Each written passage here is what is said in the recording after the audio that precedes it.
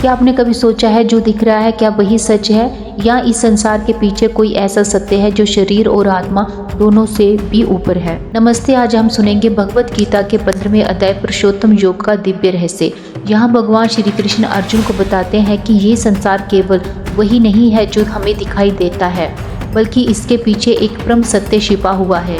इस अध्याय की शुरुआत में भगवान श्री कृष्ण जी संसार की तुलना एक उल्टे अश्वत्थ वृक्ष से करते हैं, जिसकी जड़ें ऊपर परमात्मा में हैं और शाखाएं नीचे इस भौतिक संसार में फैली हुई हैं।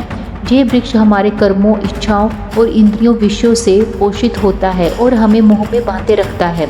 भगवान श्री कृष्ण जी कहते हैं कि इस संसार रूपी वृक्ष को ज्ञान और वैराग्य की तलवार से काटना चाहिए और उस परम पद की खोज करनी चाहिए जहां पहुंचने के बाद फिर लौटना नहीं पड़ता। वही स्थान शाश्वत शांति और मोक्ष का धाम है। इसके बाद श्री कृष्ण जी आत्मा के स्वरूप को समझाते हैं। वे बताते हैं कि जीवात्मा अविनाशी है। जब वह एक शरीर को छोड़ती है तो दूसरे शरीर में उसी प्रकार से प्रवेश करती है जैसे मनुष्य पुराने वस्त्र त्याग कर नए वस्त्र धारण करता है।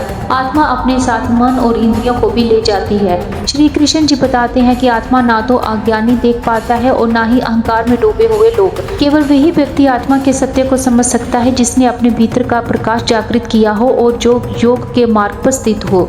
इस अध्याय में भगवान श्री कृष्ण जी 3 प्रकार के पुरुषोत्तमों का वर्णन करते हैं। क्षर पुरुष जो नश्वर भौतिक जगत से जुड़ा है, अक्षर पुरुष जो शाश्वत आत्मा है और इन दोनों से भी परे पुरुषोत्तम जो स्वयं परमेश्वर है। भगवान श्री कृष्ण जी कहते हैं कि जो व्यक्ति मुझे पुरुषोत्तम रूप में जान लेता है वही वास्तव में संपूर्ण ज्ञान को प्राप्त कर लेता है। ऐसा ज्ञानी भक्त पूर्ण श्रद्धा और प्रेम के साथ मेरी भक्ति करता है और संसार के बंधनों से मुक्त हो जाता है। अंत में श्री कृष्ण जी अर्जुन से कहते हैं कि ये ज्ञान अत्यंत गुण, पवित्र और कल्याणकारी है। जो इसे समझ लेता है वही सच्चा ज्ञानी है और वही अपने जीवन के परम उद्देश्य को प्राप्त करता है। यही है भगवत गीता का 15वां अध्याय पुरुषोत्तम योग, जो हमें ये सिखाता है कि नश्वर संसार से ऊपर उठकर परम सत्य और परम पुरुष की शरण कैसे ली जाए।